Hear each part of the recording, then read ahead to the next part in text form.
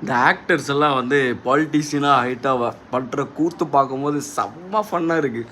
இப்போ என்னென்னா நம்மளை மாதிரி எவனோ ஒருத்தன் கருத்து சொல்கிறது மட்டும்தான் எனக்கு தெரிஞ்சு உண்மையாக இருக்குது. இப்போ நமக்கே தெரியுது தளபதி வந்து போய் லோபு தரது ரம்ஜான் லவுக்கு அதெல்லாம் வந்து எவ்வளோ போங்கா இருக்குது. பெரியாருக்கு மாலை போடுறது, அஞ்சலி அம்மாவை வணங்குறது, சும்மா இதெல்லாம் வந்து எவ்வளோ பெரிய போங்கா இருக்குது தெரியும். பவன் கல்யாணம் பார்த்தீங்களா, போன வாரம் வரைக்கும் சனாதன தர்மமா, இந்த வாரம் தொப்பிலாம் போட்டுன்னு என்ன ரவுஸ் பண்ணிகிட்டு இருக்காப்புல.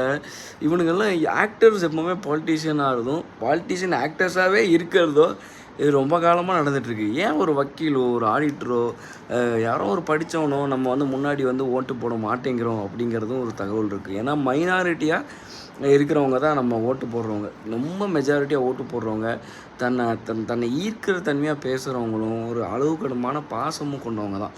ஸோ அவங்கள ஏமாற்றி இவனுங்க எத்தனை வருஷத்துக்கு காலம் ஓட்டுவாங்க தெரியல. தளபதி ஏமாத்தான்னு நான் சொல்லலை.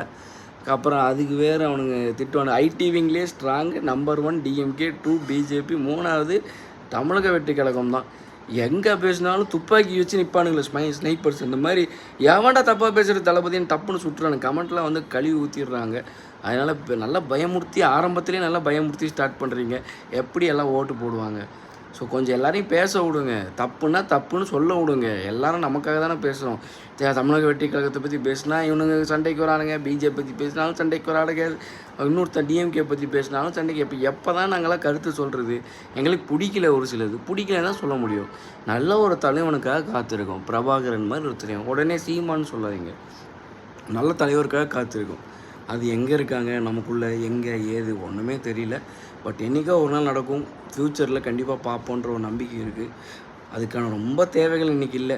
தமிழ்நாட்டில் என்ன எப்படி இருந்தாலும் அது அரசியல் அது பாட்டு நடக்க தான் போகுது. எவன் தலைவராக இருந்தாலும் பார்ப்போம்.